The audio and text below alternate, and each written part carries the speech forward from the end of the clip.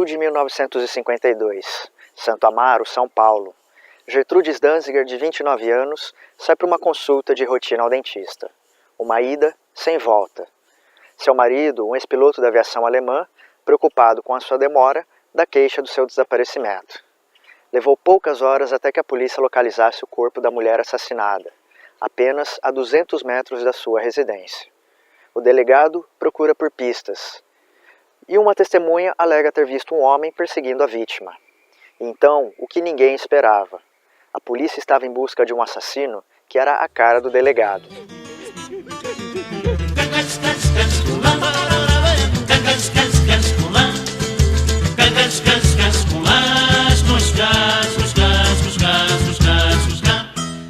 Em 10 de agosto de 1908, Tambaú, uma cidade na região de Ribeirão Preto, no interior do estado de São Paulo, tornava-se berço de Benedito Moreira de Carvalho, que anos mais tarde seria conhecido como Monstro de Guaianazes, um assassino em série responsável por mais de uma dezena de crimes sexuais. Caçula de uma família de 12 filhos, Benedito não chegou a conhecer a mãe, que morreu durante o parto. Tinha verdadeira afeição por uma das irmãs que o criou e pelo pai, uma mistura explosiva de amor e ódio. Cresceu no campo, em uma infância conturbada, sob as surras do pai com cabos de vassoura e com chicote de couro trançado, conhecido como argola rabo de tatu. Os golpes que sofria, sempre na cabeça, lhe rendiam mais do que a dor, causando tonturas, náuseas, desmaios e também perturbações mentais. Associar lesões no cérebro ao surgimento de transtornos mentais é um tema sempre em pauta no meio acadêmico. Em 2014, a equipe da pesquisadora Sonja Orlovska, da Universidade de Copenhague, na Dinamarca, realizou uma pesquisa que durou 23 anos, quando analisaram o perfil de mais de 113 mil pacientes que deram entrada em hospitais por causa de ferimentos na cabeça. Os pesquisadores descobriram que, além dos problemas cognitivos causados pelos danos cerebrais, que a grosso modo envolve o processo de aprendizagem, esses pacientes, no futuro, tinham maior tendência a apresentar problemas psiquiátricos, principalmente a esquizofrenia e a depressão. O risco é ainda maior nos primeiros 12 meses após o trauma. E os pacientes com maior incidência a desenvolver esses transtornos sofreram as lesões quando tinham idades entre 11 e 15 anos. O tempo passou e aos 16 anos Benedito foi embora. Passou a viver em Araçatuba, a cerca de 400 quilômetros de casa. Ganhou a vida primeiro como carreiro, que era condutor de carro de boi. Depois, trabalhou como garçom e também lavador de pratos. O sexo se tornava intenso para o rapaz. Mais que o prazer, a necessidade. Contraiu diversas doenças venéreas que resultaram em graves infecções na sua região genital. Aos 20 anos de idade, juntou-se à força pública como bombeiro, mas foi expulso da corporação 8 anos depois, em 31 de julho de 1936, quando cometeu o seu primeiro crime sexual, já com sinais de sadismo bastante particulares. Em ato perverso, violentou uma garota de 15 anos de idade. A vítima tentou lutar contra o agressor, quem revidou, esganando a jovem. Assim, foi expulso do corpo de bombeiros e, após 1 ano preso, passou a trabalhar como serrador. Embora o conceito de estupro esteja presente nas leis brasileiras desde os tempos de colônia, foi apenas no Código de 1890 que passou a ter a sua denominação explícita.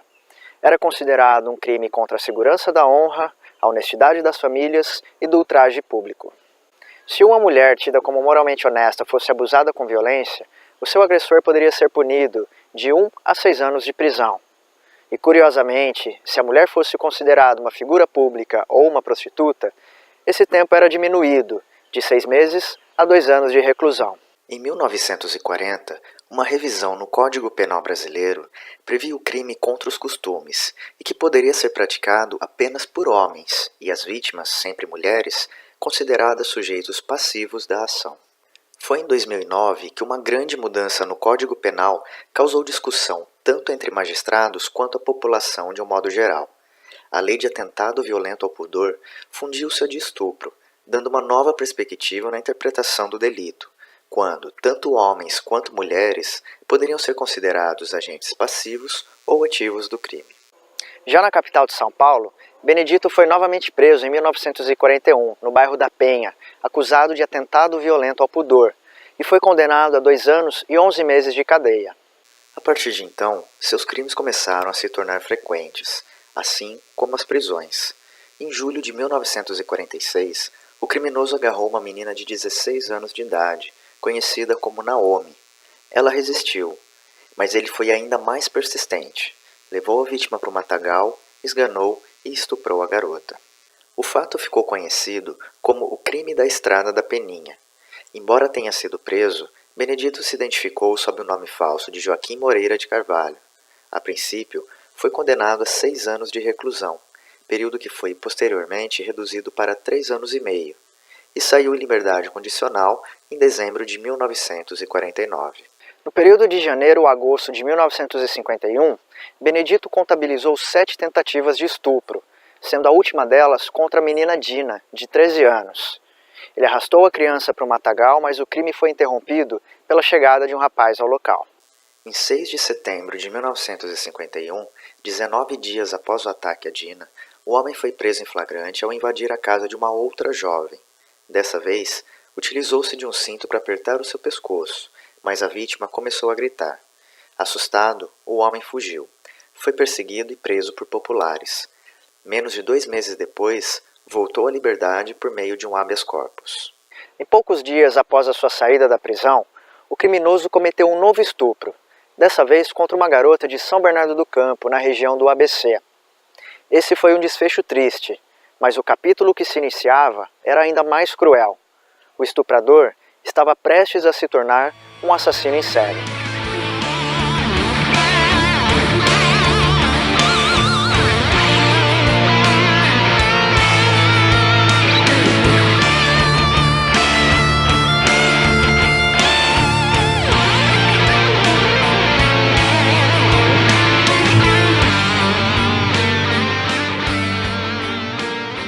Entre dezembro de 1950 e novembro de 1953, a cidade de São Paulo registrou um alto índice de crimes sexuais. Ocorrências se repetiam até 2 vezes por semana.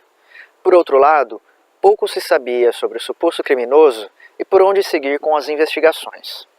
Na Semana Santa de 1952, a jovem de 29 anos, Gertrudes Danziger, foi assassinada.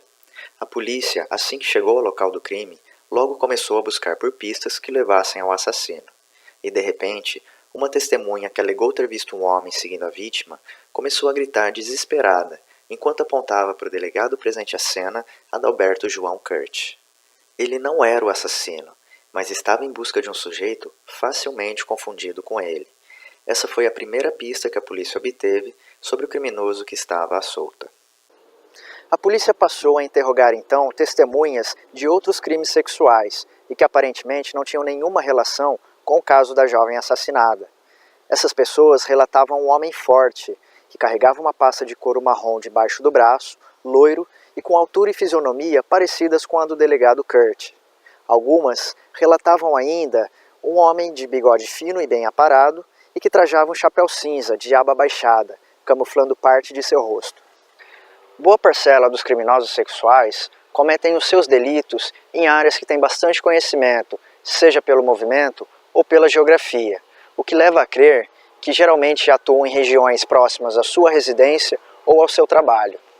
O modo de violência, os tipos de ferimentos e até a maneira como a vítima era encontrada fizeram a polícia acreditar que se tratava de um mesmo criminoso, mas não era um criminoso comum. Era uma pessoa experiente, que sabia o que estava fazendo. E isso fez os policiais acreditarem que possivelmente a pessoa que procuravam já tivesse passagem pela polícia. Quando os arquivos da Delegacia da Penha foram examinados, um suspeito chamou a atenção: Benedito Moreira de Carvalho. Já havia cumprido pena na penitenciária do Estado, condenado por estupro, e agora, em liberdade, respondia a 2 processos simultaneamente por crimes sexuais. O primeiro, um duplo atentado em Poá, município que na época pertencia a Mogi das Cruzes, e o outro, contra uma moça de origem japonesa na capital. Mas ainda um outro detalhe chamou a atenção. Ao verem a foto do criminoso, os policiais pareciam estar diante de um retrato do delegado, tamanha semelhança física entre eles. As investigações acerca do suspeito continuaram. Ele fugiu da cadeia de Mogi das Cruzes em agosto de 1951 e no mesmo dia estuprou uma jovem e tentou repetir o ato com uma segunda vítima, mas sem sucesso. Ambos os casos em Itaquera.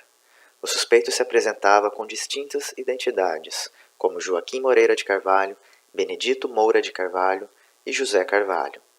E enquanto as investigações seguiam minuciosas, em algum outro lugar de São Paulo, mais um estupro seguido de assassinato acontecia em 18 de agosto de 1952.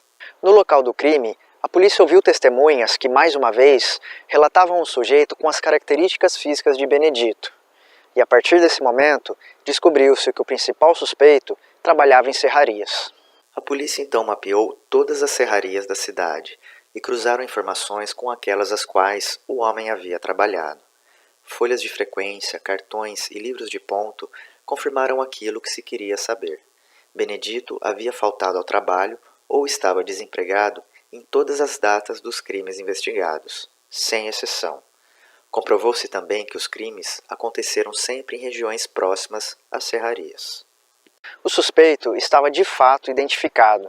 Agora, o trabalho da polícia voltava-se a prender o criminoso. Mas não foi fácil. Ele forneceu endereços falsos por todos os empregos pelos quais passou. Até que, finalmente, a informação correta chegou. Rua Ponciano, número 32, Guaiaúna, São Paulo. Em 29 de agosto de 1952, a polícia de São Paulo organizou uma emboscada ao criminoso. Vestiram-se de operários e fingiam consertar um caminhão em frente à casa de Benedito. Por volta das 4h30 da manhã, o homem, atento, parecendo prever que algo de errado o aguardava, saiu de casa. Carregava uma bolsa de couro marrom embaixo do braço. Recebeu voz de prisão. Ele não reagiu. Vasculharam sua pasta para ver o que carregava consigo. E, para surpresa dos investigadores, não havia nada além de um cordel, uma corda bastante fina e que formava um laço em uma das pontas. O item foi considerado uma forte evidência no caso, já que 2 das vítimas foram estranguladas com material semelhante. Após a sua prisão e durante o seu depoimento, Benedito confessou 10 estupros, sendo 8 deles seguidos de homicídio. 26 de fevereiro de 1952. Uma menor chamada Tamara foi estuprada e estrangulada até a morte. O criminoso saiu para procurar emprego e, na volta para casa, abordou a criança que caminhava à sua frente. 7 de abril, Gertrudes, de 29 anos. O criminoso arrastou a vítima para o matagal, a estrangulou com uma corda e depois a estuprou. Assim que terminou a ação, comeu uma maçã que ela carregava em uma sacola e acenou para um senhor que testemunhou toda a cena. 26 de maio, Esther, 12 anos. Benedito a estrangulou com as mãos e arrastou para uma mata com arame farpado. Depois que a estuprou, abandonou o seu cadáver coberto com as próprias roupas. 28 de maio, Maria de Lourdes, de 18 anos. O criminoso a agarrou pelo pescoço e só não a estuprou porque viu que a vítima tinha um corrimento. Com nojo, a abandonou desfalecida e com marcas de violência no rosto. 20 de junho, Rebeca, de 12 anos. Benedito a levou para o matagal, mas a abandonou desmaiada depois de ver que ela estava menstruada. 21 de julho, Mercília, de 18 anos. O criminoso a agarrou, a estrangulou com cordas que encontrou pelo chão e, depois que violentou a vítima, fugiu. 2 de agosto, Raquel, de 10 anos.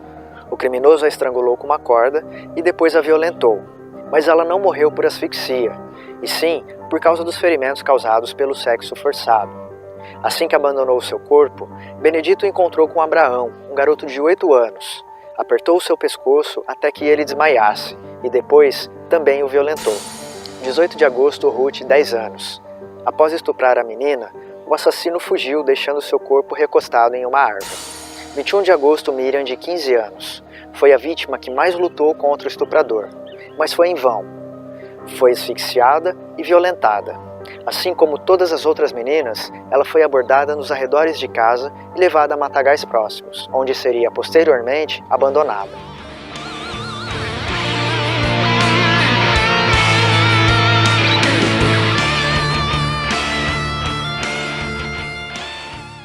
Após a prisão do criminoso, a polícia conseguiu um mandado para vasculhar a sua casa. E lá encontrou 3 passas de couro, recortes de jornais de seus crimes, um chapéu cinza como descrito por testemunhas e alguns manuscritos. Nesses manuscritos, Benedito reportava os seus crimes que terminaram em morte. Segundo ele, As anotações eram uma maneira de se prevenir para não ser acusado de crimes que não cometeu. Embora o homem nunca tenha confessado os estrangulamentos, isso foi comprovado através de exames médico-legais, que nunca mostravam o dedo indicador da mão esquerda completo, o que, por curiosidade, Benedito havia perdido anos antes em um de seus trabalhos. O homem preso por assassinato era casado e nunca levantou qualquer suspeita da esposa, quem o definia como um bom chefe de família. Mas em segredo, ele já havia procurado algumas vezes ajuda médica e de benzedeiras para curar seus desejos sexuais incontroláveis, que o levavam a um ímpeto de violência sempre que se sentia excitado sexualmente. Dias depois da sua prisão, Benedito confessou mais 2 crimes contra 2 garotas de 11 anos de idade. Ele fez o reconhecimento de todos os locais dos crimes que cometeu. Contou cada passo seu, desde o momento da abordagem da vítima até o seu caminho de volta para casa. A violência dos seus crimes chocou a polícia quando exames de corpo de delito revelavam rompimento da vagina, do ânus e graves lesões na região do pescoço e do rosto das garotas, além de escoriações na parte interna das coxas, das pernas e também dos seios. Ao todo, Benedito cometeu 29 crimes, sendo 22 das vítimas menores de idade. Todas elas foram atacadas durante o dia.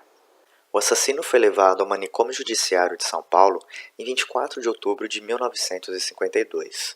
Foi absolvido dos seus crimes e mantido no manicômio o resto da sua vida, em razão de sua inimputabilidade. Seu laudo médico apontava a psicose, que é uma desordem mental grave, ocasionando a perda do contato com a realidade, provocando delírios e alucinações, e também pseudopsicopatia, decorrente de lesões graves na região frontal do cérebro, caracterizando impulsividade e desinibição fora do padrão esperado, principalmente quanto à expressão das emoções e da sexualidade. Durante a sua internação, era considerado autoritário e dominador, o que causou antipatia de outros internos. Em 1975, foi atacado com canivete por outro paciente. Levou cerca de 5 golpes na barriga, fazendo com que o seu intestino ficasse exposto. Ainda assim, conseguiu caminhar em busca de ajuda e se recuperou totalmente. Um ano depois, em 1976, infartou na copa do refeitório do manicômio. Dessa vez, não sobreviveu. Preto do Amaral, Febrônio, o Filho da Luz e o Monstro de Guaianazes. 3 assassinos em série que chocaram o Brasil ainda na primeira metade do século XX. O que podemos ver até aqui são pessoas comuns que, pela gravidade dos transtornos mentais que sofriam, tornaram-se assassinos frios.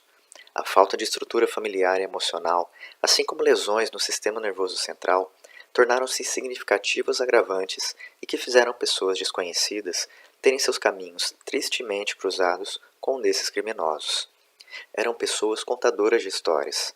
Seduziam suas vítimas com maestria, fosse para oferecer emprego, pagar uma refeição, enfim, transformar uma mentira qualquer na pior versão da realidade. Mesmo aqueles que se utilizavam de identidades falsas ainda revelavam apelidos, nomes ou sobrenomes que faziam parte de sua história passada. Por outro lado, a ameaça desses homens parecia não intimidar o sistema judiciário, que por muitas vezes acabou por contribuir com a continuidade dos crimes a partir do momento que permitiram a liberdade, ainda que provisória ou condicional, a esses assassinos.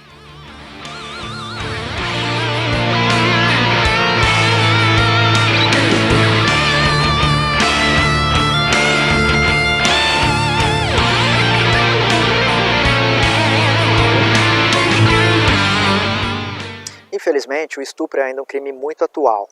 Em 2016, o Brasil registrou uma média de 135 casos por dia. Mato Grosso do Sul lidera o pior índice do país na relação de crimes por habitantes, seguido pelo Amapá e pelo Mato Grosso. Existem ainda muitos preconceitos para serem superados e muitos tabus para serem quebrados, para que, enfim, se possa discutir abertamente sobre a prática desse crime que deixa profundas sequelas.